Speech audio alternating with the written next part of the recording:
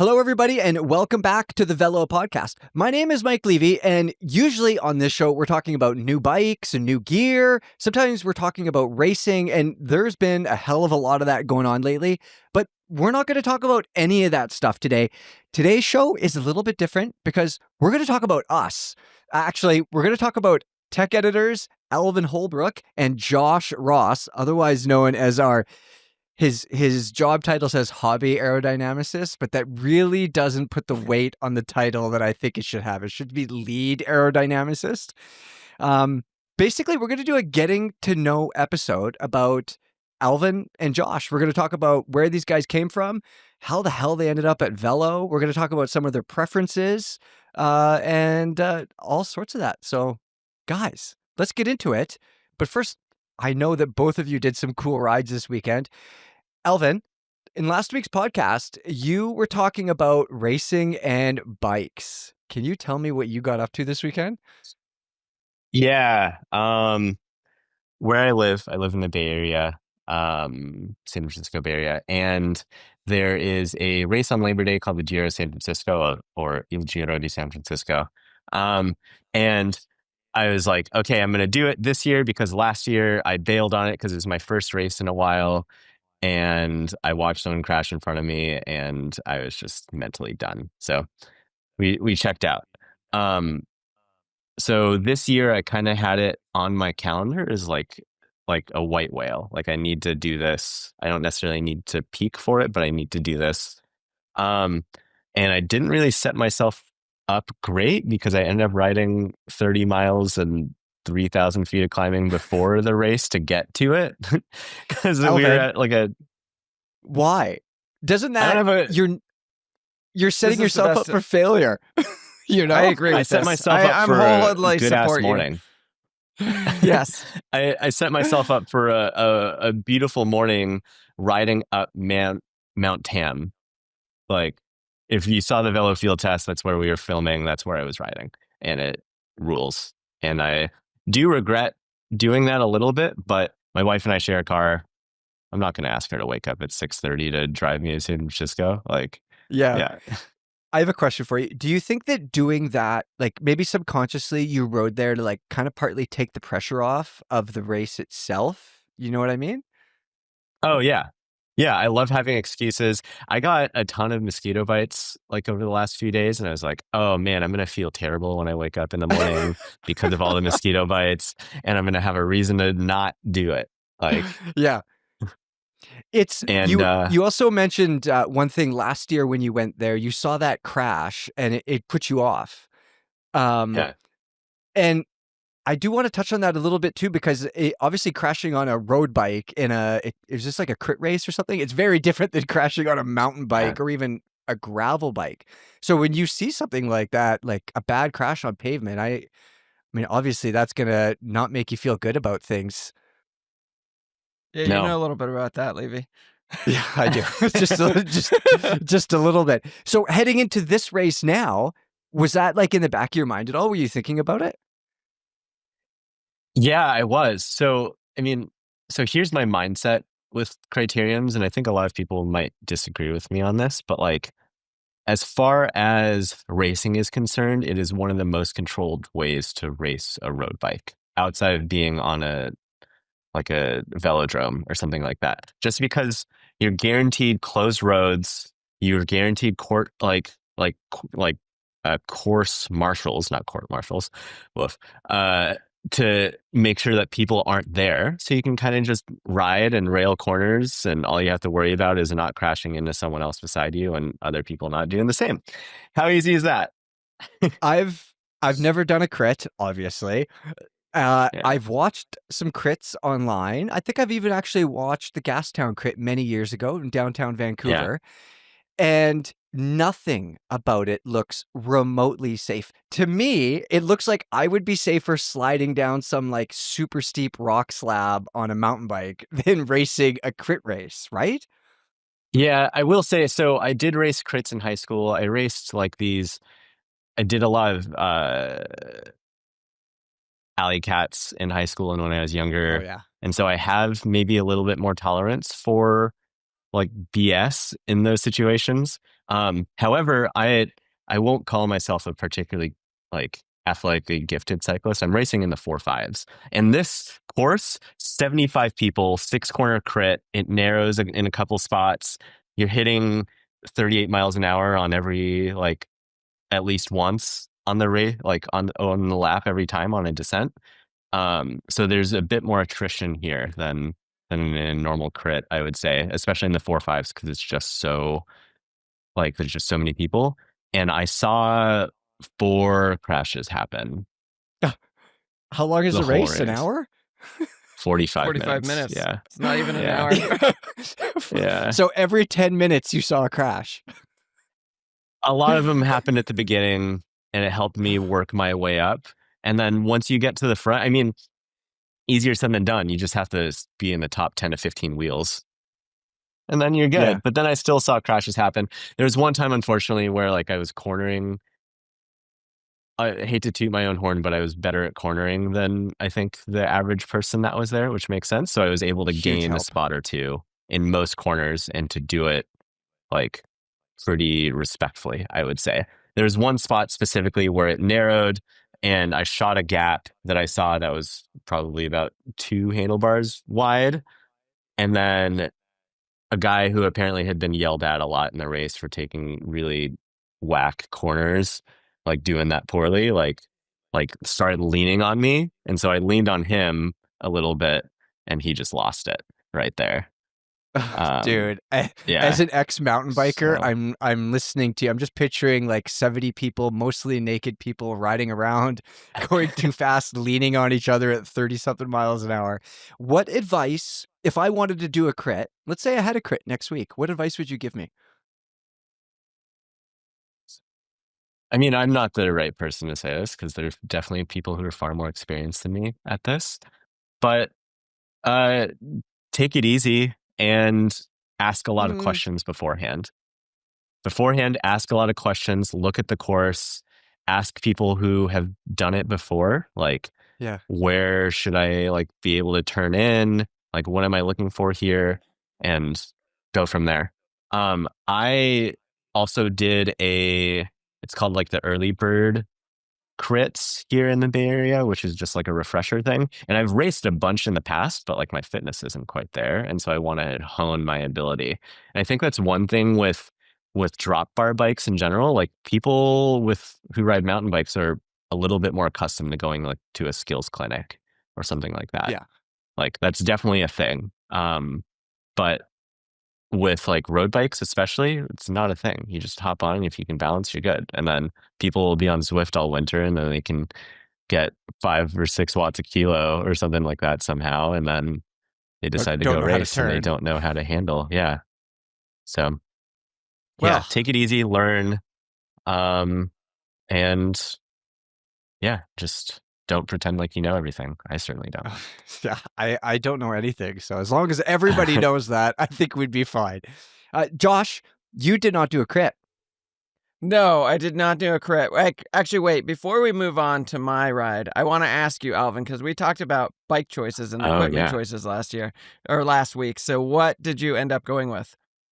So I did exactly what we said. So as a refresher, like I had like 3 or 4 bikes at my disposal between test bikes and my personal bike. And I had 3 sets of wheels, including I just got in the new Revol Rapide CLX 3 wheels, which are shallower than before. And that's what we ended up racing on. So I had those on the Factor Monza, which is their kind of like second tier race road bike, but it's a little bit more upright. Just rode great. Had the Conti archetypes in a 30 mil because I think you need a 30 mil tire minimum on that course because it gets really bumpy in spots. And ideally I probably would have done it on a 32, but I did it on the 30. And it was fantastic. Everything I could have wanted. Like, again, another handicap Levy talking about the ride thing. The Factor Monza has like down tube storage. And I forgot to take out my tools and my stuff. So I was basically riding with a saddlebag inside. So How did you, So- what was your place? And then we'll work out what you could have placed if you didn't have the tools in your down tube. And you didn't ride there, and the whole thing. You could have won. Yeah. If only. So I haven't checked the results. In my group chat, my homie said I finished 22nd out of 71 people. Heck yes. Yeah. So I was fading the last probably 3 or 4 laps because my legs started cramping, which doesn't really happen to me very often. But yeah, I mean, I felt pretty good for most of the race, and then the last 5-ish minutes or so were a problem. But yeah, multiple reasons I could have finished better. Oh, look at me! I could have done so much better. Well, I'm glad you kept it upright anyway. No crashes. You were safe. Thanks. Yeah, that's the Appreciate best. Yeah. Especially in okay, that. so for me, I rode 50s this weekend. Although I have to say, before I even talk about that, I just want to share this story because I think it's so funny. It's very similar to, so I did a hill climb time trial once, and we rode from Portland to actually a similar place where I was riding this weekend. And it's like 45-mile ride up a mountain to get to before you then do the time trial. And my buddy who I had met there, who also rode, he was so outraged that I didn't put my water bottles at the bottom. And I'm like, dude, this is not going to make any difference. I promise you. Like To under go your next- bottle, by your bottom No, to bracket? like ditch him at the start line so that I was a little bit Oh. lighter. And he was like outraged, like angry with me that I would not like ditch those. And I'm like, it doesn't On matter. an uphill time trial, I agree with him, Josh. What are you doing? We rode 45 miles up a mountain to get to the start. I don't think it mattered. Marginal gains, Josh. Marginal gains. I Yeah, guess. this is a big Anyway. game. It's not even a marginal one. Anyways. Anyway, so I rode 50s this weekend in a very similar part of the world. For those in the Portland area, or I guess even if you're not, like the big thing near Portland is Mount Hood. It's like right there. You're in the shadow of Mount Hood all the time. So you can ride up to like the ski hill on Mount Hood, basically the top of the like road. You can ride up there, and that was where that hill climb time trial was.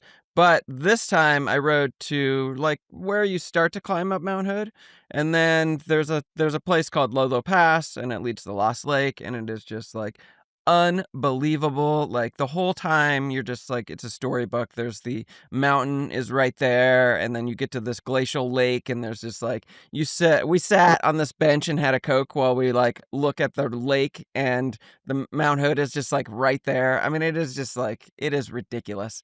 And it's like, I guess the road is open, or I don't know. It's like some of it's decommissioned, what we rode on. And so like it's paved, but not well. And then there's 7 miles of gravel. And I could have done it on like an all-road bike would have actually been perfect. Some people tell me often I could do it on a road bike, and I'm so glad I do not listen to them because I was there and I was like, dear God, I would not want to be on 28s right now. But I probably could have managed, I guess. Instead, I did it on 50s, and it was great. Were you on a test bike, Josh?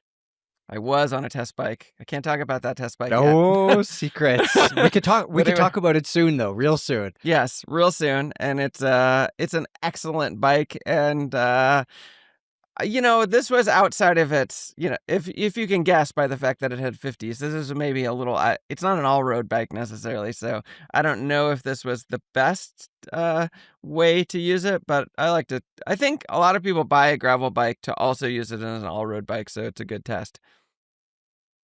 What tires were on the bike when you say 50s? How big were they, like speed tire 50s, or were they real gravel tires? No, real gravel tires. Okay. They even had some. They had more tread than the G1 RS. So, Who are you? Who am I talking know. to? I'm super surprised. So the ride starts with an 11-mile climb, which means by definition there is an 11-mile descent at the end of it. And my buddy who I rode it with, James, he rides a Moots, and when I'm riding with him, almost always, all I have to do on descents to pass him is just sort of aero tuck. And I'm just more aerodynamic and I can pass him no problem. We actually joke around a little bit. He'll get into the super tuck and it's substantially faster. He can pass me if he super tucks. But on these tires, I had to hold his wheel and then pedal hard to just like keep up with him on the descent. Am I understanding, how long was this? There's gravel, right, in this ride? Yeah, there's gravel. So there's How 7 long? miles. How much? So there's 14 miles of gravel in a 70-mile ride. Okay. All right. I was about to say, because I thought this was like a mile strip of gravel. I'm like, you rode 50s for a mile strip of gravel, my guy? Like, you just walk that. No. But I'm glad she didn't. Yeah. No, it's 7 miles. So 14 miles, 7 miles each direction. And the fun part of this route is that you actually climb both directions. You don't just get to the top and go down. You get to the top, you go over a ridge. So you go over the ridge, 11-mile climb, descend on gravel, and then climb again to the lake, and then, reverse it. Sounds so fun. I mean, climbing. It's just unbelievably beautiful. But yes, it was a lot of work, and James is much faster climber than me. So he wasn't on a gravel bike, it sounds like. No, he had 30s on a Moots, and he still passes me on the climbs. And he's running, 52.36 with a 11 to 25, I think. Just crushing me on the climbs. Wow. Well, you got him beat in the aero anyway, like usually. I guess. Head aerodynamicist. No.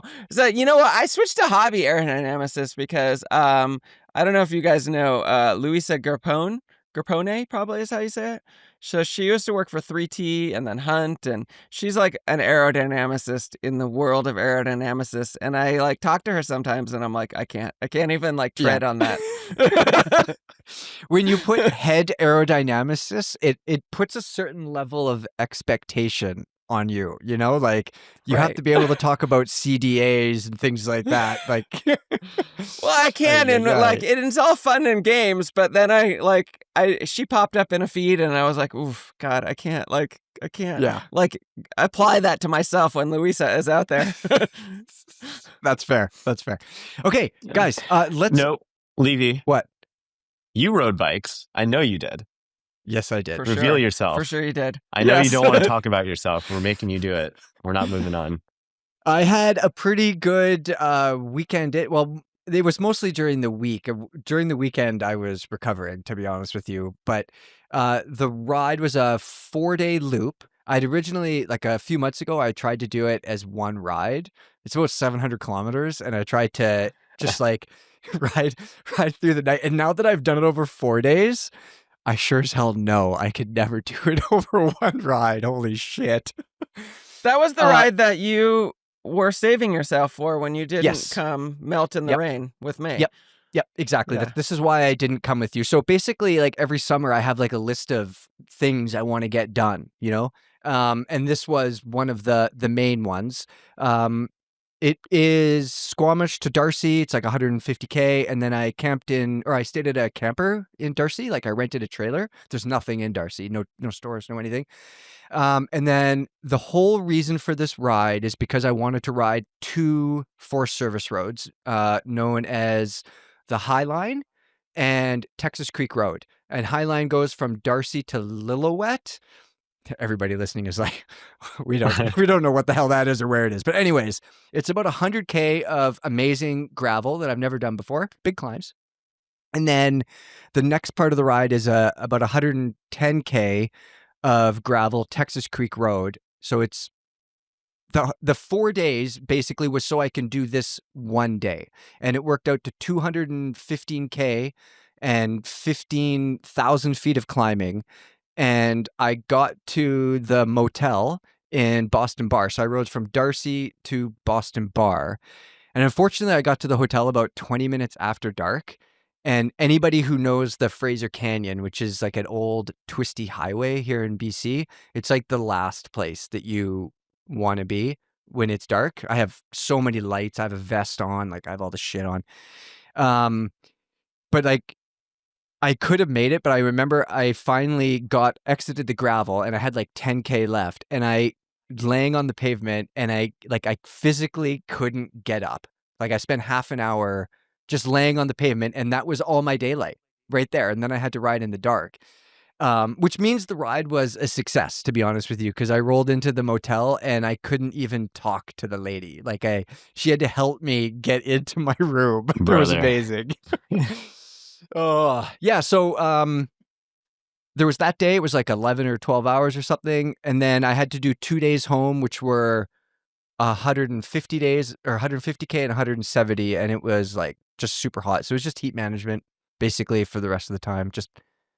I feel like I'm still catching up. That was 4 or 5 days ago and I'm still just like slamming water. Yeah. Yeah. So that's about 100-ish miles per day on the last 2 days for those who don't understand metric. How much climbing were you doing in metric? So 15,000 feet is 4,500 meters. Yeah. Maybe something. Yeah. And like I'm on a loaded Santa Cruz Stigmata. Like it's not super heavy with all the gear because I didn't bring a ton of shit with me, but like I'm not moving fast. So, and the terrain is quite slow too. So and I'd never been out there before on either of those roads and I was by myself. So to be honest, I was quite nervous about it. Yeah. But yeah, it worked out really, really well. And I suffered like a dog and it was absolutely perfect. Yeah. Yeah, I was about to say, it sounds like it was exactly what you wanted, is to suffer to the point of exhaustion and have a stranger help you out into their business. Yeah, no, that's exactly it. She gave me 2 free Cokes. She's like, no, you need on house. It's on the house. Oh, man. I'm actually happy to hear that this was a struggle for you, I have to say, because I was like, man, Levy's going to do 700K and I didn't do 500. No, dude, this was, I do better in the heat than I used to, but the heat has always been a struggle for me. And I've done lots of like sort of heat specific things to try to get better at riding in the heat, basically just suffering on Zwift with the doors closed, maybe the heat on. And I wore a backpack with the bladder in it, which I never wear, never, ever. But it's your first so time? Hot. I mean, I might have worn it once or twice. Other than that, like over the last 5 years. But, a day, it was like 37 Celsius. That's 100 and something, maybe. I don't like low 100 for like 12 hours. Yeah. Yeah. And there's no shade for the very large majority of the ride and 4,500 meters of climbing. Like the dream day for me isn't how fast can I do it? The dream day is, can I do it? Like, can I get to the motel? That's all I want. That's all. That's it. That's a good way to think of things. A simple man. Yeah. Yeah. Do you have any new gear that you're trying out that you purchased?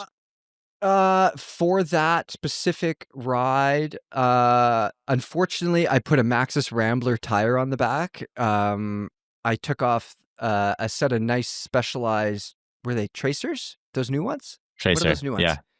Yeah. I've tried those. Really nice supple casing on it, but I mean, I destroyed them again. Like I just fucking like garbage, it's not the tire's fault. And the only thing I had to put on was this Rambler, which is really a mountain bike tire. And one thing I will say, like the difference in casing is just so noticeable. It's so much rougher. It's a mountain bike tire. Mm-hmm. It's not, it's not really meant for that.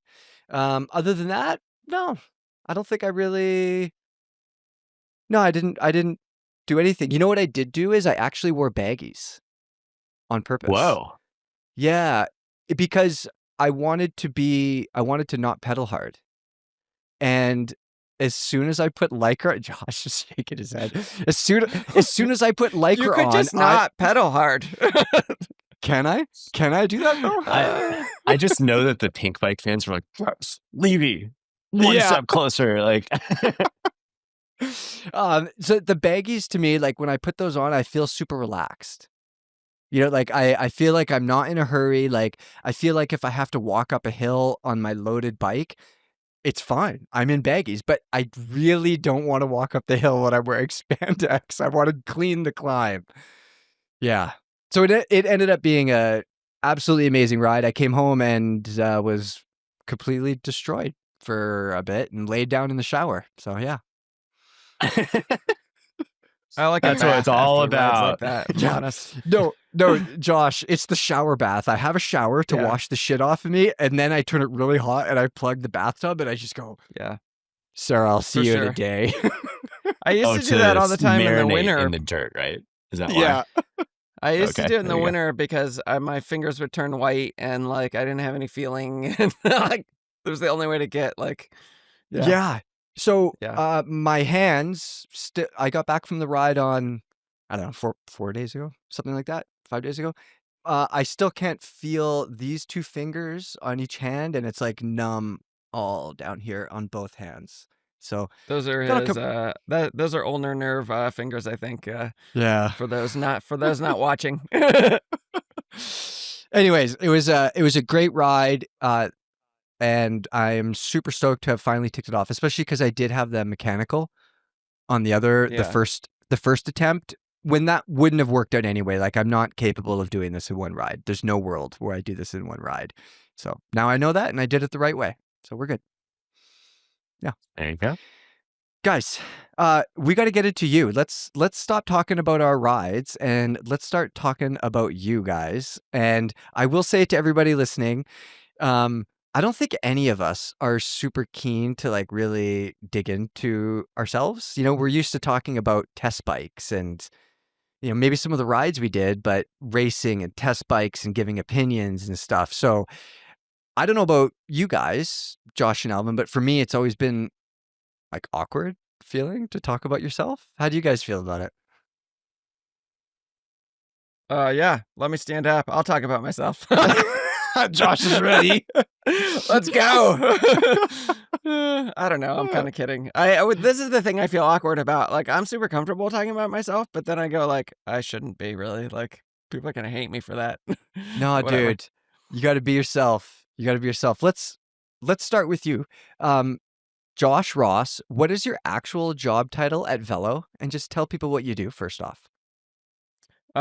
So my actual job title is senior technical editor, and I write the simple way that I like to say it is I write about the technology of cycling. Yeah. I guess I do video. Wait, let me revise. I create content around the technology of cycling. How's that? Yeah. There we go. I'm rewriting it as we talk. Both of you guys have to wear a lot of hats to do this job. You know, in other places you might have, I mean, we do have videographers, but like Josh, in some ways you're also you are a photographer and you are a videographer as well. You know, you got to have those skills too. It's one of the things I love about this job, because as a professional commercial photographer, which I was at one point, most of that job is not actually taking pictures. It is hustling to get work, and it's a lot of like, there's a lot of stress. And then when you get the job, like, you're on these sets with people that like, it's just so high stress. And with this position, I am allowed to take great pictures of cool things, and there's a lot lower stress, because if there's times when I'm like, you know what, this picture is really not working, and I just go back and shoot it again. I haven't like hired 10 people and there's some celebrity on set and they're like, right? It's just like, I just go take the bike out the next day, shoot another picture. It's just a lot more mellow. Where did Josh Ross grow up? So I'm actually originally from a tiny town in Idaho, which is, I always think it's kind of cool because it's on the Trans-America route. It's called New Meadows, Idaho. And but I moved to Los Angeles in 4th grade originally, and then fully moved there as I spent like a year back and forth, and then in I want to say ninth grade, I moved to Los Angeles, and I lived there until my son was born 13 years ago. New Meadow, Idaho doesn't exactly sound like a bustling metropolis, especially compared No. to LA. How is It's that? New Meadows. How is the It's change? New Meadows with an S, and it is. It's near McCall, which some people might know is a ski town, resort town. There are 600 people in it, and Oh boy. yeah, it's tiny. And here's the thing: when I first went to LA in 4th grade, like we used to so that's elementary school, and I would go out on for recess, and you would Yeah. just like, here's a field and like some playthings. And when I got to LA, everything was paved, it was blacktop, and you were assigned sections like for your class, and then you would rotate every week. So you Yeah. had like one small game, often Foursquare, and then a bigger game, dodgeball, handball. I don't know these other. I don't remember all of them. But here's the thing: I didn't understand any of these games. I'd never seen them. I didn't know what you were supposed to do. I didn't Country boy. Yeah, I was like, what is this you do on cement on blacktop? Like, I don't understand these games. And that does not endear you to other elementary school children. No doubt, no doubt. I was gonna get to this, but this is actually this is a good point. Bikes for me, part of the reason that I found bikes is that because I am a bit of a loner for sure, and a bit of an outsider. A lot of cyclists, like we aren't the kids who played dodgeball or played soccer with everybody or played football or baseball. So it sounds like you might have maybe been in the same kind of class as that. Is that maybe why you found bikes too? Partly? Yeah, I think so.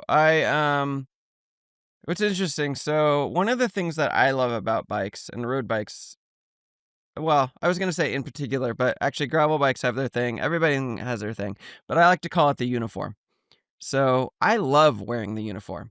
Why do I shave my legs? It does not make me faster. I mean, I guess technically it does, but whatever. That is not what I'm claiming. Why do I wear? I like to say tall socks, smooth legs, stiff collar. Although stiff collars have gone away a little bit, but Yeah. but like I do these things because I am a cyclist, not because it. And I like to wear the uniform. I like to feel a part of something that's bigger than me, Yeah. and cycling in many ways for the first time in my life is that thing, because cycling is a lot of outsiders. I Yeah. don't like to necessarily only be alone, although I can be quite happy with that. But there's this community of welcoming outsiders who I'm like, yeah, why would I not want to identify as part of this thing? Heck yes, Josh. Exactly. Yeah. Do you remember finding bikes? And I don't mean like, the first time you rode bikes or whatever. I mean specifically road bikes or whatever kind of bikes you found first and what led you to that? Yeah, so if the first time I really played with bikes much was in high school. I had a steel bike with just flat pedals and like a road bike, and I didn't know anything about it, and I still don't. Thinking back, I have no idea where this bike came from. But Yeah. whatever. I had this bike. It was yellow. It was drop bar, and I remember being into I got toe clips for it, and I was like, "This is so cool." And Yeah. I remember those sort of upgrade things.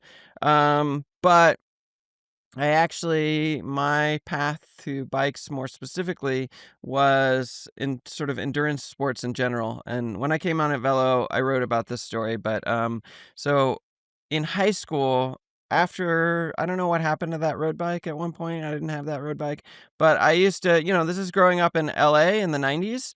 Rollerblades were kind of cool. I don't want to say super cool, but They had potential to be cool. They had potential to be cool. There were cool people that were doing rollerblading.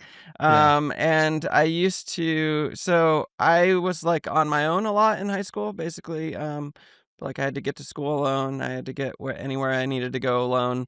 And so the thing about rollerblades that's great is you can put them in a backpack, or you can get on a bus and you can do things. So I would just rollerblade everywhere. And after there was a while where I would play roller hockey, which was really fun. I did a lot of. I remember building a quarter pipe with a friend, and Oh, we did cool. some screwed around on that. But the thing that really at a certain point I started to go, what if I could go here? And I lived in the San Fernando Valley, and I don't remember the whole situation, but that was all.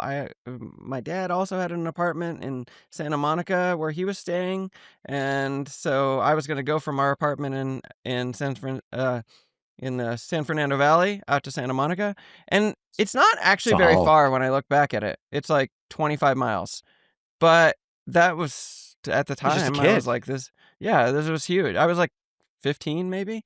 I'm like, Yeah. this is huge. And plus it's over. There's not like a good way to get over the pass. Like there's no easy rollerblade way to get over out of the San Fernando Valley. People do it on bikes. Like it's amazing world-class climbing to go over that's to the ocean side. And Phil Guyman is out there all the time. But I was like, I'm going to do this. I'm going to rollerblade there. And why? Just because. And so that Josh's sort of attitude. secret past. Just 1 second. There is a parallel world. There's a parallel world where Josh Ross is reviewing rollerblades and where rollerblading really took off. Some weird parallel universe. So I had at one point in my life I had Bont speed skates, which we now review. Bont, they're the same. The carbon tub is the same. Yeah. So I just it was very much what if why would you do that? Well, because I want to see if I can do it, and because people think it's kind of crazy. And now what do I do on bikes? I do things like ride the Y1 to a race and then race 200 miles of mixed surface and then ride home. Why? People go, why? Well, because you think it's kind of crazy, and can I do it? He's still 15, everybody. I love it. It's the same thing. It's the same exact thing. It's funny, Things don't change. But they do, but they don't. No. They do, but they don't. On that same sort of I want to do... I'm not super interested in racing necessarily. I'm more interested in doing things that people think are weird and shouldn't be able to be done, or that, and at the end of when I do things on a bike, I want people to go whoa, I didn't think people did that.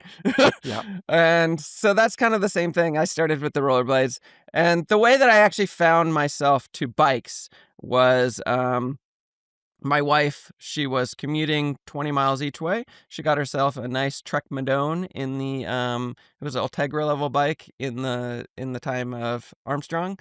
It was the thing to get. She went into a great bike shop in Pasadena, and they were like, check out this this is classic stuff. This is what people still do now, right? Check out this nice carbon frame with mid-level build that's really good, all you'll ever need. And she started doing that, and she was riding with friends, and she wanted to be able to ride with me, and you can't quite keep up on rollerblades.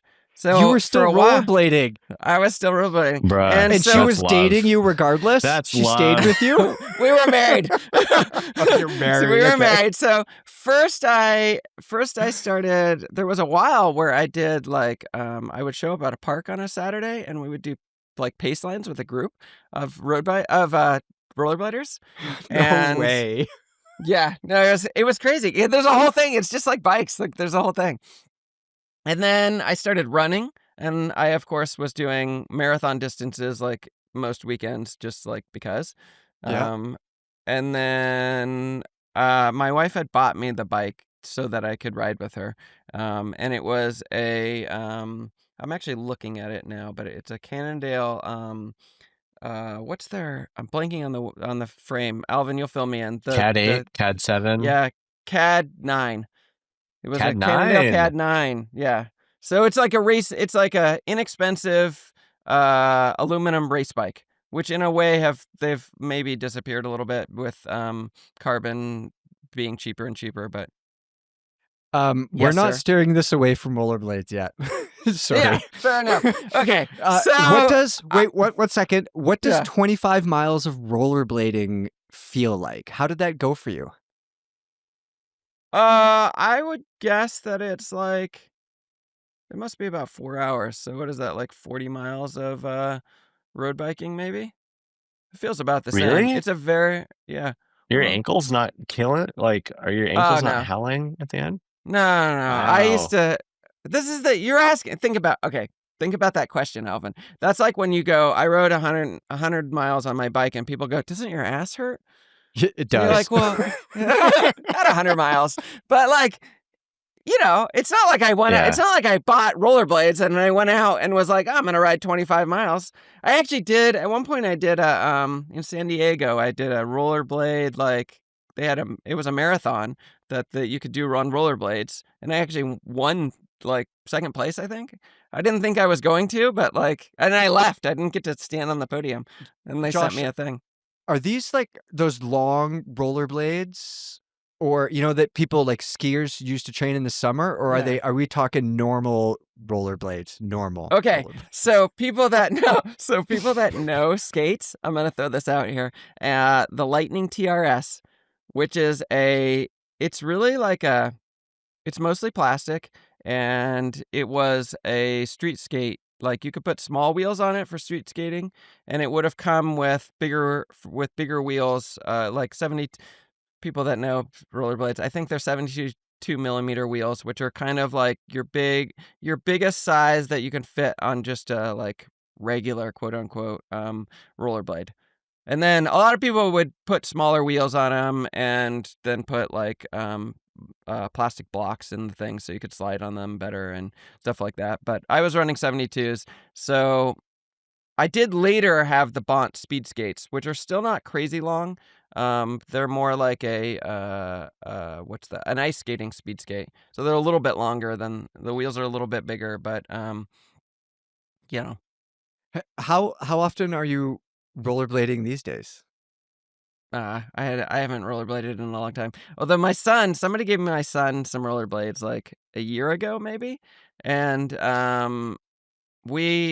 I could fit his rollerblades, the ones that they got him, and he doesn't know how to rollerblade. He's ice skated a little bit, but I threw on some rollerblades, and I can still hockey stop, which is I had no brakes on those, so you had a hockey stop, and I can hold his hands and rollerblade backwards to like help him learn, and Yeah. so yeah, I could. This is a classic. Like I don't know for sure, but I'm pretty sure I could throw on some rollerblades and go 20 miles, no problem. Should we just not Wow. tell Will and just start posting rollerblade content on Velo? Yeah, it would be fantastic.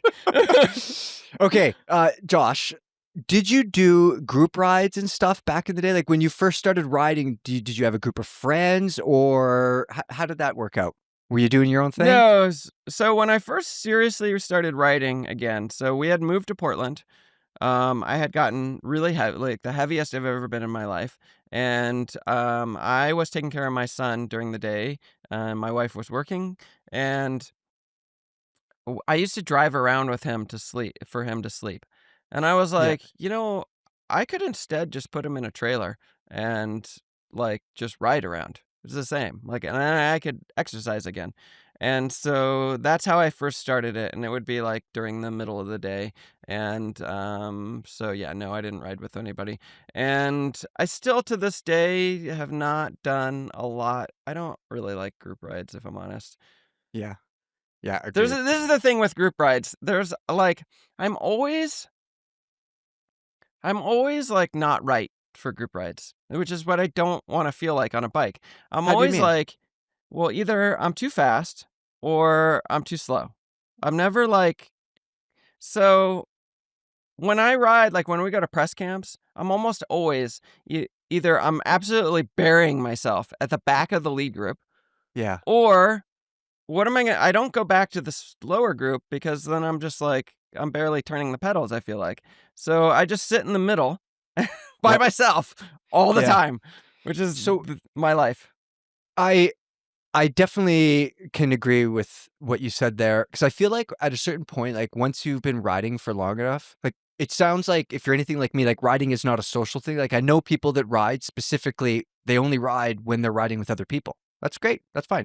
But for me, it's not a social thing. And I don't do many or really any group rides because I mean, I've been riding long enough. I want to go and do the ride I want to do at the pace I want to do it at. And that's not faster. I'm not saying that. It's probably slower than the other people or a different route than the other people want to do. But like, it just, I just want to ride my bike. It's not about riding with people. And when I ride alone, I could do whatever the hell I want to do. Right? So I actually love riding with people, but max of maybe 4 people. Like Okay. to find that group of people that are just that you gel with. Like I Yeah. love riding with my friend James, my friend Christian. These guys are both like good people to ride with, good conversations. We talk tech, we talk life. Like I love it. But there, we also like, I just go ride when I want to go ride. And so Yeah. often we ride alone. And the other thing is I run into people because, we're like known people, right? People know it. Oh, Josh Ross from Velo. Like, oh, I'd love to ride with you.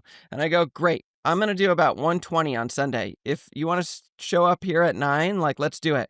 And then they're like, maybe. Like 120 minutes, you mean? Yeah. And I'm like, okay, well. And then the other thing that happens is during the week, I do, like in the summer, I'll ride for about 30 miles, an hour and a half. But like, I'm a little like, I've worked hard all day. I barely made it to dinner with the family. I finished dinner and like, there's not like a timeline specific to that. It's like, I just sort of barely do everything. And then I'm like, okay, now it's time to get on the bike. And it's difficult to meet people for that time. Yeah. Was the bike industry ride, a goal? I just have to say, sorry. The bike industry was not a goal in specific. The way that it happened was that like I said, I was a commercial photographer. So my background, I have an art degree. I was a graphic designer for about 10 years. I was a photo retoucher during and after that time, mostly cars.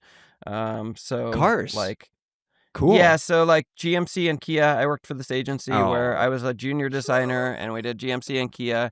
And now it's really cool because like, okay, we used to work on those dealer brochures. And you walk into a dealer and you have there's those booklets that like show the car and it looks all cool. Well, the way that happens, like let's say it's the studio shots. So we would go to myself and like a senior designer, we would go, or an art director, we would go to the photographer's studio in like some part of LA. And instead of going to the agency every day for like a month, we would go to the photo studio, and the photographer would be shooting on Hasselblads almost always, and it would come off the camera at 1200 DPI, 16-bit files, which at that time, that's like early 2000s, that would just crush computers. So instead, what we would do, because there was this whole process of like getting things approved where you would present a very rough like sketch to a client. They would say that looks cool. Then you'd call in artist to actually sketch that tighter, and then they go, okay, that looks cool. Well, now you're in the photo studio with the photographer, and he's shooting and he's lighting, and let's say it's like a beauty shot of a 3/4 angle shot of the GMC Denali. That's like 5 different pictures. They've lit the wheels, they've lit the headlight, they've like done every little detail absolutely perfect. And then I would take those files and we would downsize them to 300 DPI 8-bit so that we could actually like work on them. And I would retouch them until I thought that they were perfect, like perfect. And then we would get that approved. And then my files had to be all notated and perfect. And then we would turn that over to a retouching house who would now do the same thing and like follow my files and like do that. It was cool. At the time, did that feel, it sounds monotonous. It sounds technical and long. Did it feel like art or not? Oh yeah, I absolutely love it because but here's what happens when you like, I understand how to see the vision of those photos, and I do for those, like, because obviously we're talking about bikes now. I work in the bike industry. I actually still do this a lot for bike pictures. Those final shots. There's usually one hero shot on a bike review, and that hero shot is like, I've done this, and there's usually like some of those shots are 12 images, and I've made it perfect. But I can see the vision. I understand where this is supposed to go. I look at the files and I see this little highlight here and I see that little highlight there. And I just put on my headphones and I just do the thing. It's not like you have to, there's not decisions of the style where you go like this or that. It's just a matter of following a path and making it perfect. And I love it. I love it. I could just lose myself in that for days. Oh, like, no that's problem. cool. Would you say that you like taking photos more than writing? Oh, well, that's an interesting question. I don't know. To me, the photo, the video, and the writing are all pieces. To me, they're all just art, and they're all just like, am I using a pencil, a paintbrush? It's just all art. I try to craft a story in my writing. If I like, I talk a lot about, like behind the scenes, I would talk a lot about it. The unique selling proposition of a bike.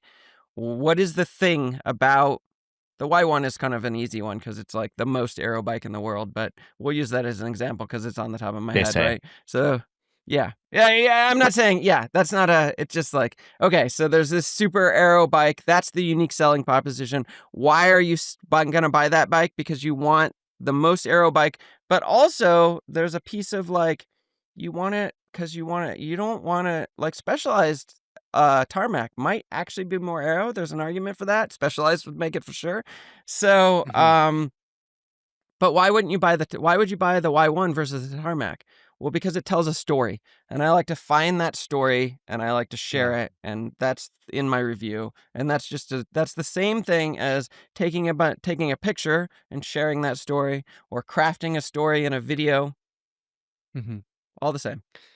So I remember going to my first press camp when I started working for Pink Bike, and I don't think I slept the night before. I was very nervous going to ride with, people that I've been reading and watching their work for, a decade before that.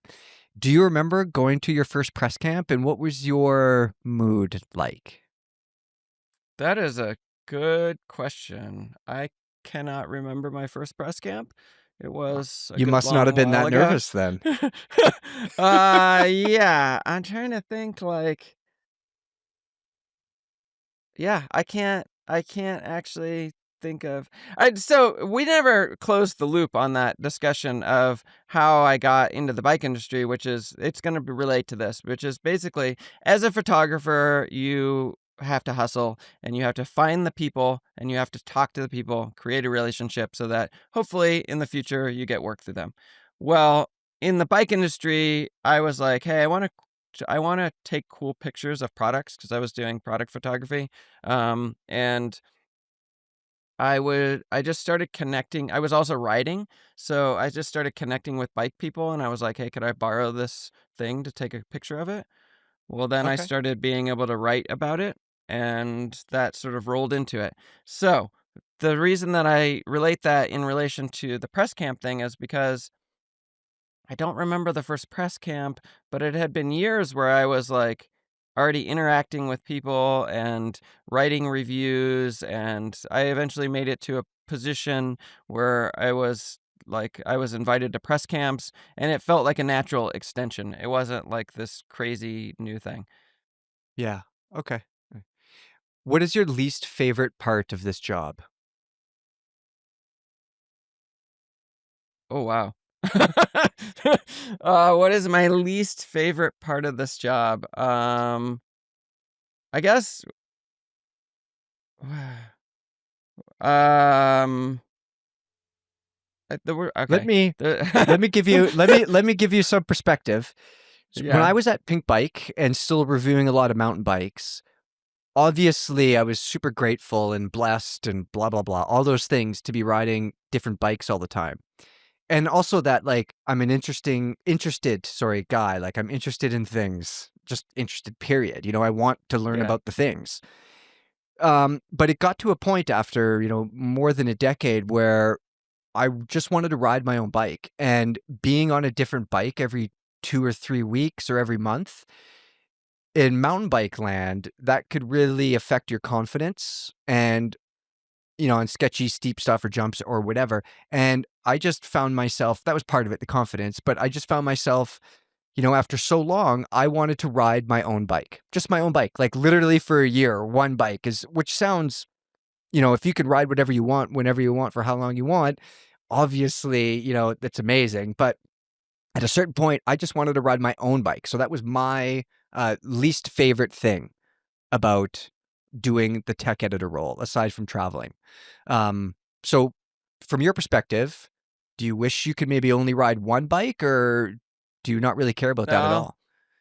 I don't No? mind riding multiple bikes. It's actually a thing. Alexei Vermillion, whenever I run into him at stuff, it fascinates him because it's not just the bikes. It's the shoes, or like I've been at press camps with him where I change shoes from one day to the next, and he's like, I do not know how you could like look. I don't know what is, and it's fine. I think there's a lot of ways I could take this, but one of the things that I'll say something. It's something that I find really hard is the negative. So if I'm writing a review of a bike that I generally like, which I'm going to be honest, most bikes I generally like, and most bikes are generally good that I'm reviewing. Like I'm not reviewing Walmart bikes. It's just not like these are quality bikes. And so, and then they go, okay, what's the negative? And I go, well, like, I don't know. Like, what is the negative? I mean, is it too expensive? I don't like to say that because then, like, what's Subjective. expensive to, yeah, that's too subjective. So then I'm like, I don't know. Why, like this? Okay, here's the Scott Addict RC. I don't remember what I wrote in the review. I could pull it up, but I have, like, what is the negative of that bike? It is, like, ridiculously light. It is amazing to ride. What am I like? What negative do I have to? And then it's like, okay, I have to find a negative. It's not aero. Okay, but it's not supposed to be aero. So like, who cares? Is that a negative? I could think of other negatives. Sorry to be like press fit. No, we'll talk press fit bottom bracket. No, But it's the one in. Never mind. It's a steer tube. No, say it. You got to say it so I can. Say it. It's the steer tube is like weird. Like it limits what kind of handlebar you can ride, right? Is it a 1 in 16th inch? I immediately put the one-piece Scott handlebar in my size, and it's perfect. There is no negative to me there. But it's not that it's not a valid negative, but that feeds into the thing. So like, okay, I have to find a negative. I have to imagine myself in someone else's shoes and find a negative based on some other point of view that I don't necessarily agree with. And that's being a good reviewer, and I'm happy to do that. But also, if I could just tell you about great things, I'd much rather do that. I do find it more difficult these days with mountain bikes. I mean, they're more complicated than a road or a gravel bike, but people aren't making shitty bikes these days. And like you said about the story, from my perspective, it comes down to telling people more than if the bike is good or bad. I mean, it might have some bad traits, but it's more about telling people who best suits the bike. The story of the bike, where it excels the most, and like, okay, maybe this bike isn't the greatest climber, but it's still like way better climber than anything that existed 4 years ago or whatever it might be. And that's part of the challenge of the job. I wanted to ask you about mistakes. Have you made any that you could think of? If you could go back, I mean, it might be, not a typo, but like, can you think of a product that maybe you were like, oh, this is amazing. And then, 3, 4, 5 years later, you're like, oh, shit, that actually wasn't that amazing. Well, I don't know that this is quite at that level, but I will say that the TRP Vistar group set, I really like that group set. It was instantly outdated. Within 2 weeks of launch, the whole thing about that group set, which I was into, was the classified rear end. And I'm like, hey, there's this cool thing. If you want to buy in on classified, this is your way to do it. And it's cool because classified is cool. Should you necessarily have classified? I don't know. But then 2 weeks later, Shimano announced integration, and I was like, well, wah, wah, wah. Yeah. And it's not like I'm like there's anything bad about Vistar, but if I was able to rewind knowing what I guess that's not a mistake because I didn't know what I didn't know, but if I was going to build the NV Melee that is Black Magic painted, that bike is like incredible, and I'm going to build it up so that it like people are really into it and I can really share a lot and talk about Black Magic painting it. I'm going to say I probably wouldn't have gone with TRP knowing that 2 weeks later they were going to basically be unimportant. No. Bike biz. I will also say the ride, the first big ride I did with that bike, I rode to Sea Otter, and I had to go back to that footage, and I was like, why did I take this route? It's all just me at traffic and traffic lights, and I'm like, what am I doing? Not ideal. Because I sent it to you and I didn't proofread it. That's why, and I'm sorry about that. I mean, it was fine. Just send you through the center of San Jose, more or less. Yeah. I specifically chose that because I wanted flat and fast, and like because that's the personality of the bike. But it didn't occur to me that would mean like traffic and stoplights and like I don't know, because I'm used to like in Portland, you just get out of the city and then it's country roads. And that was not this. I forgot about California and the never-ending city. Alvin, I don't think you have any deep, dark secrets about rollerblading in your past, but we're going to dig into them now. Now it's your turn. Okay. Where did Alvin grow up? So I was born in the Philippines, moved to the U.S. with my family pretty young, like 2 years old. Thereabouts, grew up in Sacramento, California, which I grew up in the time of, if folks have ever heard of like MASH SF or Macaframa, like big fixie, like fixed gear stuff. Like I was showing you videos of what I was watching as a kid, Levy, like as people bombing down hills on brakeless fixies and layering through traffic. And there are clips from like Macaframa that are like from Sacramento. And I'm like, yeah, that's me. That's John Cardiel right there. Like I know that guy. Like, so that's where I grew up. Is that your first? Is that how you got into bikes? You saw this and you went out and got a fixed gear? No, I did it as a moment of necessity. So I officially learned how to ride a bike when I was 11. And it was because I was, frankly, like I didn't want my parents to drive me around anymore. Like we had one car in our family, and I was, among other things, I wanted to be able to get around.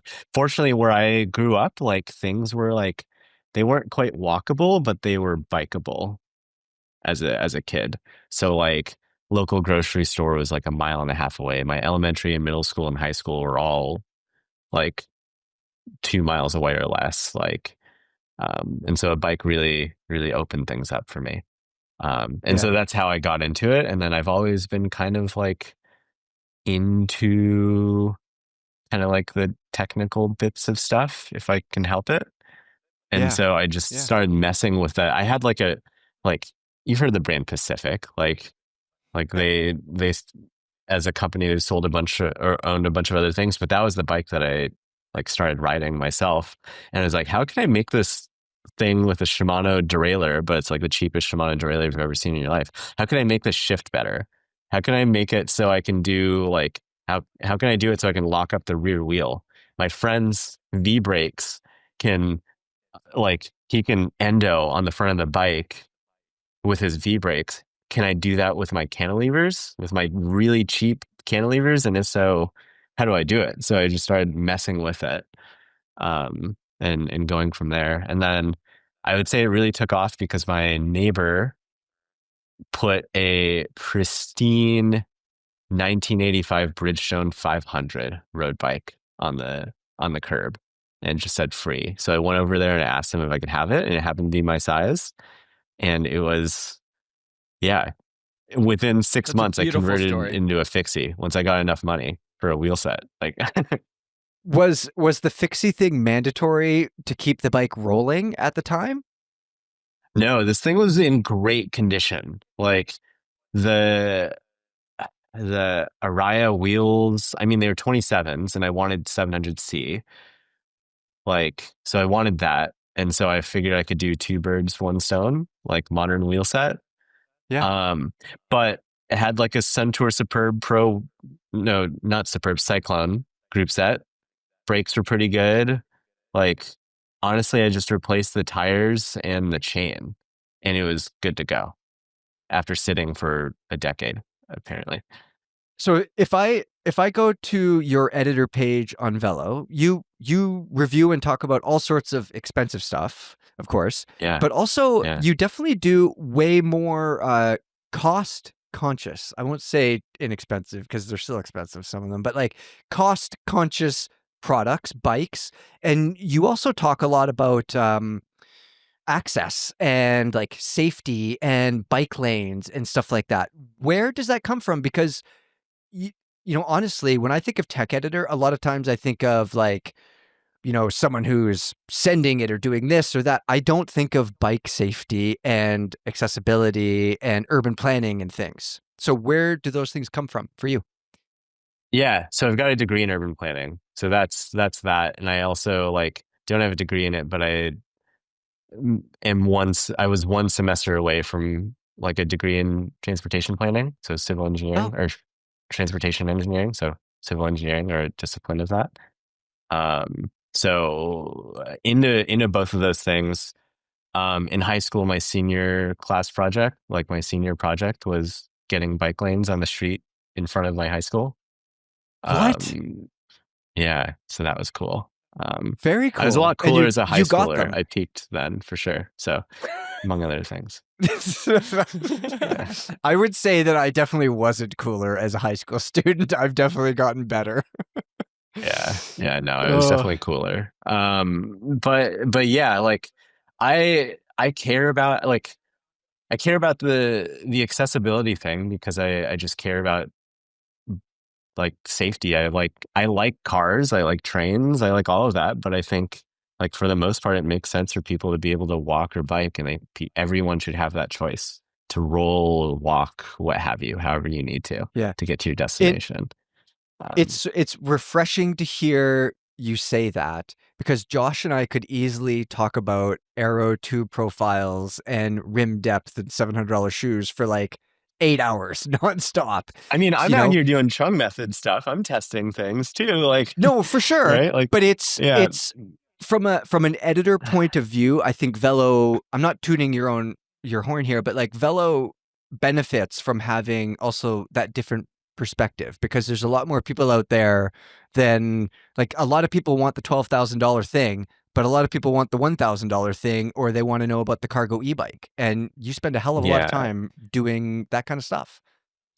Yeah, not as much time as I would like, frankly, but I do my best. I think one thing for me is I also think of myself as like a high school student where I was like constantly min-maxing and like not an uncommon story, like a pretty common story. I grew up in a pretty like poor family, like not a lot of money there. So like that $100 Mercier Kilo TT wheel set that I to put on that Bridgestone to convert over to it, I like had to earn that money myself. Like, because my parents weren't going to have the money to help me do that. Right. So, so I think about like, as a kid, like what would I want to hear as someone who's like, who grew up pretty bike crazed? Like, what would I want to see? Whatever. And so I try and do that to the best of my ability, which I can't do as much as I would like, but I try. Yeah. Did you work in a shop or anything growing up? Yeah. So I got my start. So, in high school, I learned in Sacramento and here in the Bay Area as well. We're fortunate to have bike collectives, which or bike kitchens, or what they're called here. Like, what is that? I have no idea what that is. Yeah, so it's a community-run space where you can go in, and there'll be volunteers, or maybe there's paid staff, if that's the case. Like, you can go in and say, "Hey, I have this bike, and I want to work on it. Like, the brakes are squealing," or something like that. And that volunteer, to the best of their ability, will help you out. And there'll be discounted parts because there'll be bikes that are donated and parts get taken off. So like if you have a busted derailleur, for example, like you can go in and potentially have a fix for that, which is pretty cool. And so pretty early. What were you saying, Josh? Bit. We have that here a little bit in Portland as well, although yeah, they you are definitely have that in Portland. Yeah, it's support your local bike community infrastructure, everyone. So I started there because I wanted to learn how to work on my bike, and I couldn't afford the tools, like because my dad had like imperial unit stuff and I needed metric. And so I was stripping stuff out, and I realized like, oh, brought all those tools from the Philippines. Yeah, or like, I mean, my dad was white, but like, yeah, it's just like shit from ages ago. Yeah. Anyways, like, so I found Bike Kitchen. I found the Sacramento Bike Kitchen, and they kind of took me in, and I started volunteering in high school. And so that was my first stint. And then when I was 17, I started doing food delivery and working on bikes at a place in Sacramento called Edible Pedal, which was half a consignment bike shop for 80s and 70s and 90s, like mid-range high-end steel bikes. Yeah. And it was also like repair, and then it was also food delivery for farm to fork restaurants, which was a big thing in Sacramento at the time and still is. So I would get like here, okay, there's a food delivery that needs to happen. I would go on this like 60-pound Gazelle road bike with like a big basket on the back for the food. I'd go deliver the bike, and then I'd keep working on this 60s Schwinn road bike where the person couldn't afford to fix their bottom bracket, but it's a press fit bottom bracket with a cotter crank. So I have to like hammer in a new cotter to make sure the crank doesn't slip around. And a lot of hodgepodging on old Peugeots and stuff like that. But also like I worked my way up to, I was like a service writer at the end. And so equivalent of manager for the service department. I was selling those bikes on eBay. So like we'd get in these like, I don't know, take your pick of 80s, 90s Italian steel bikes. And if we couldn't sell them locally, I was putting them on eBay. So you got to know everything and be able to tell people this is what we might expect if we were to do like if they wanted to do a reserve price, for example. So you got to learn about that. So I was deep on the forums, and and I worked in bike shops for a long time and through college too. Yeah, it's real easy to adjust your axis derailleur to shift perfectly, but how hard is it to get that 1993 front derailleur to move the chain over those 3 perfectly flat chain rings on that old hybrid bike with the loose bottom bracket? You could do that stuff, you could do anything. Yeah. If it's the 90s, it gets easier. If you're going older and you're talking about like Simplex or something like that, and the freaking plates made out of plastic. Ugh. Yeah. So the bike kitchen or the community bike scene is a long way from being a tech editor at Velo. You know, they're both bikes, but they're both very different roles. How did you end up here?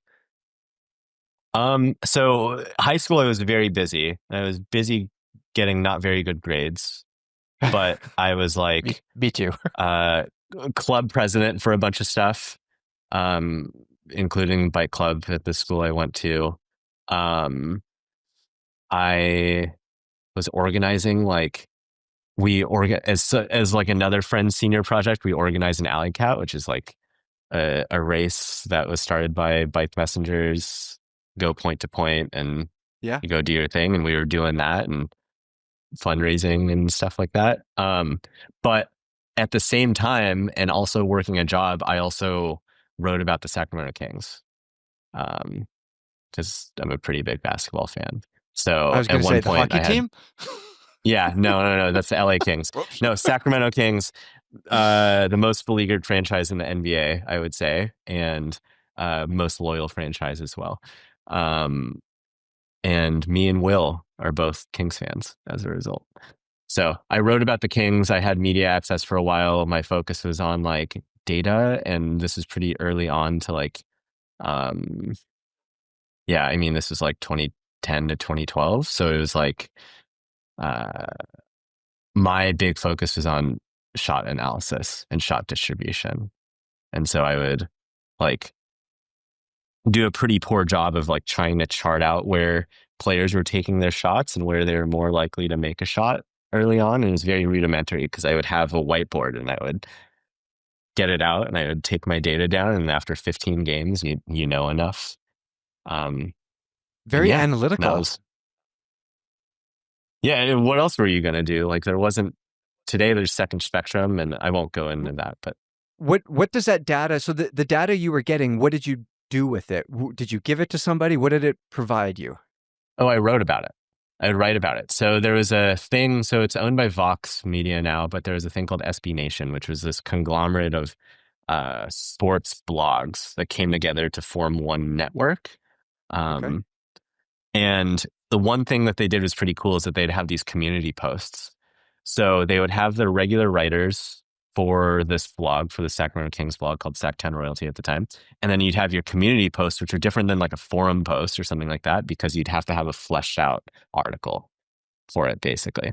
And if your article did well, like the editor might decide to like put it at the top of like feature it or something like that.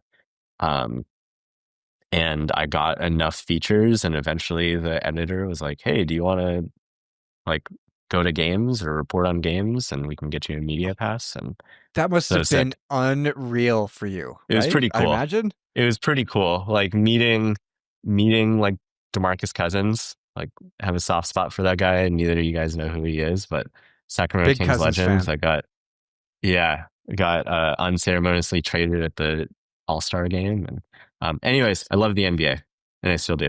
I still watch it a lot.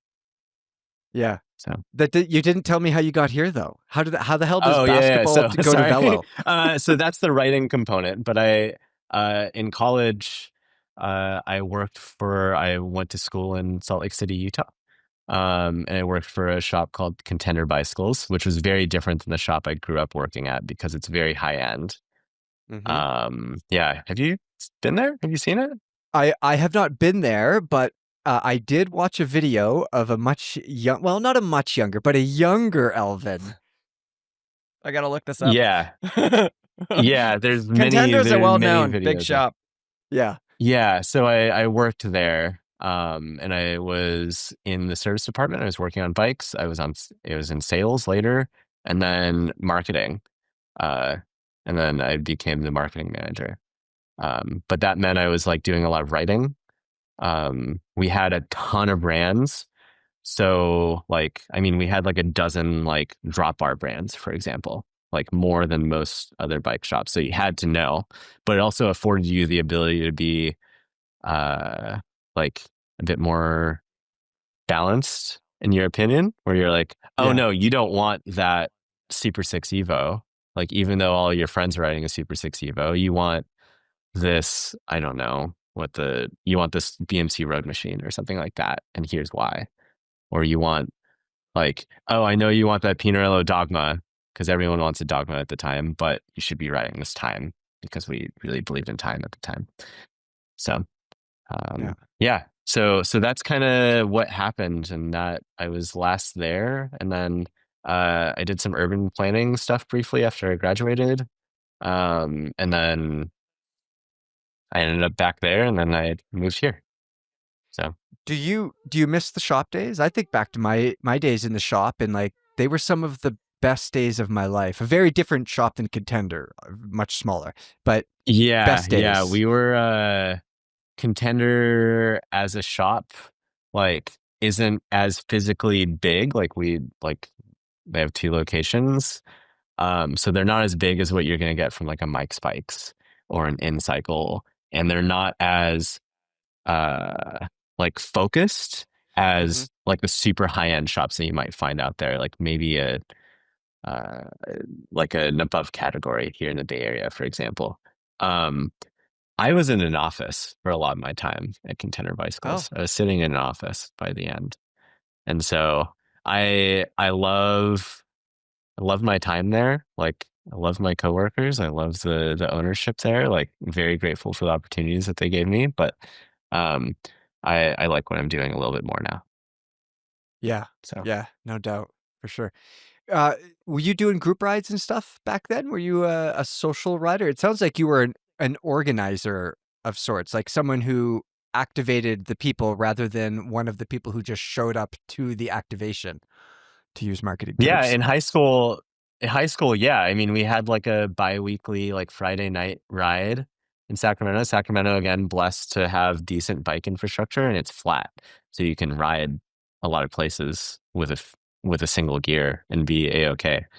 Um, so I like a group ride. I am a fan. I love meeting people who are like relatively new to the sport, Yeah. or the whatever it might be of cycling, whatever floats their boat in cycling, because it's more than just a sport. But um, yeah, I really like a group ride. I didn't do many group rides in college because I was working and going to school full time and um, trying to make ends meet. So, but I moved to Texas and I helped start something called the Gravel Collective, which is like a monthly group ride thing that we did, and that was a lot of fun. And yeah, here I still do group rides. Well, I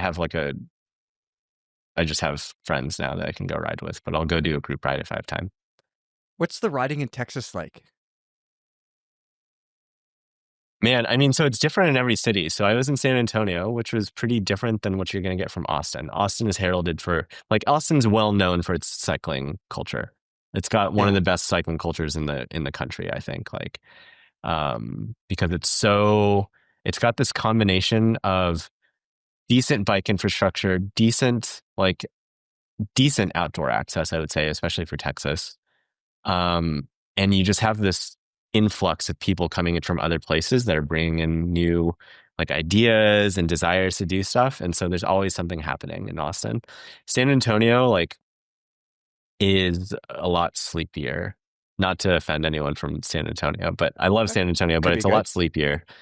And but there are group rides. There are a lot of group rides, and that's how I kind of like it was when we moved there, it was in 2021. My wife and I moved there, like, and so you needed a group ride to meet people. Yeah. Like that's it. And San Antonio, like, the group rides were really interesting. It's got its own culture for sure. Like hand signals are different in San Antonio, I've learned, than they are in other places. Like if you're pointing stuff out, people do things differently there. And but it's so good. It's so grassroots. And they're just people that are ready to be energized and are energizers themselves. It's great. Yeah. Yeah. So I live just kind of by City Hall here in Squamish, and I watch people go to work there. That's where they do like the urban planning and whatnot. And they're dressed like business, like they're going to like an adult job. Where you and I, we like to talk about bikes all day, which is great. That can also be an adult job, but it's very different. So it sounds like you were on a path to be an urban developer or planner or whatever you were going to do with that adult stuff. Was there something that like turned you to the bike industry, or is the bike industry always in the back of your mind? Or did you just, I mean, I kind of lucked into it, did you just meet the right people at the right time? I mean, I think a lot, like, I like to say that I like lucked into it. I don't think, like, if you ask my wife, she'll be like, no, you didn't luck into it. You did all of it. You did this and this and this and this and this. And of course they're lucky to have you. This is what happens. And I think one thing that I kind of learned, and one thing that you get from the bike industry and most industries, like it's about connections, right? And Yeah. and it's not purely merit. Like you have to know someone, or you have to know something, or you have to be, you have to be known in one way or another, be it by like crazy actions, or by doing something one thing and another, or you have to build yourself up and make sure that people know you. And for the most part, my life, I would say for a lot of my life, it's been more so I've had to build myself up so people know who I am, Mm-hmm. I would say. And so the bike industry has always been around. And just because it's convenient to work in a bike shop in college, and the people I worked for were pretty flexible in letting me do that and doing what I needed to and focus on education. And I saw that this job was open, and it was during an unfortunate time when Cycling Tips was imploding, and I was a huge Cycling Tips fan, and I was a Velo Club member and a subscriber and all of that. And but you got to get in one way or another and make a name for yourself. So that's how I got in, I would say. Do you remember your first press camp? Yeah, I do, because it was a lot more recently than Josh. Campagnolo Super Record. 2023, first wireless group set for Campagnolo, first official wireless group set for Campagnolo. I was a huge Campagnolo fan, big Cannondale Campagnolo like guy, like all about it. Like several of my bikes had Campy one way or another, and I still have one bike that's a Submergo thing, so it's Campy 9-speed levers with 8-speed Shimano stuff. And that was my first press camp, and it's crazy. That was a crazy press camp. That's a big one to be your first one. You flew over to Italy, I assume, and yeah. What were you saying, Josh? That was recent. I'm surprised. Yeah, 2023. That was my first. Well, I guess technically I went to like some dealer events when I was like younger. Like I've been to a couple of Cannondale like dealer events and that type of thing, but officially like in media, cycling media at least, like that was my first press camp. And it was cool. Like I speak Italian, and so like you can go there and hang out, and it's cool to go back for sure. Yeah, you have to follow up with that, Levy. You got to ask him about that. How the heck did you learn Italian? I was a Mormon missionary in southern Italy for 2 years. Yeah. Really? Not doing the Mormon thing anymore, but yeah. So I knew you did you were a Mormon missionary, but I did not know you went to Europe to do it. How old were you? Yeah. I went a little bit later than the average person. So I think I was 20 when I left. Did 2 years of college beforehand. And most at the time, like if you were a male or a man, as opposed to a woman, you can go as early as 18 years old. So yeah, I went when I was 20, I believe, if I remember correctly. So were you wanting to go? Were you excited to go at the time? Oh man. I mean, I won't go too deep into it because I have other thoughts we can talk about off camera. But yeah, I mean, who you're gonna go to Italy for 2 years? Like, how are you not excited about that? That's like the best case scenario for me. Like, if I went to like Ohio or something like that. No offense to Ohio, but like the kids call things Ohio still. Like, and so. I mean, I grew up in the Cincinnati of California, Sacramento. As I like to say, I've never been to Cincinnati. Cincinnati is a beautiful city, so is Sacramento, I'm sure. But how can you not be excited about I love the Italy? jab here. I love but you know, it just happens. Yeah. So yeah, that's kind of what happened. I just have one more question about the mission. We're obviously not going to get into all of the things, but my question is, do you get to choose where you get to go, or do you get told where to go? No, you don't get to choose. So it's I can go into the mechanics of a future thing, but you don't get to choose. You do get to say like, oh, I do know I have these things. Like my father or mother went to this place on their mission, or I studied this language in school. I have no connection to Italy. It just kind of is what happened there. And It a lot of It's people are funny how jealous. things work out though, because now, like, you went there. I mean, that's a whole adventure in itself when you're going somewhere like that when you're 20, that's a whole life experience. Yeah. But then you learned Italian and all of a sudden you're back there for freaking Super Record being released. It's just funny, the circle, the circle. Yeah. Yeah, that was pretty darn cool, and the opportunity wasn't lost on me. Um, and yeah, still a Campagnolo fan. Okay, so we know about Josh's dark rollerblading past, and we know that Alvin has an eye for urban planning and safety and all those things. But now, let's talk about the future a little bit. I want to ask just one question, actually, about the future before we get out of here.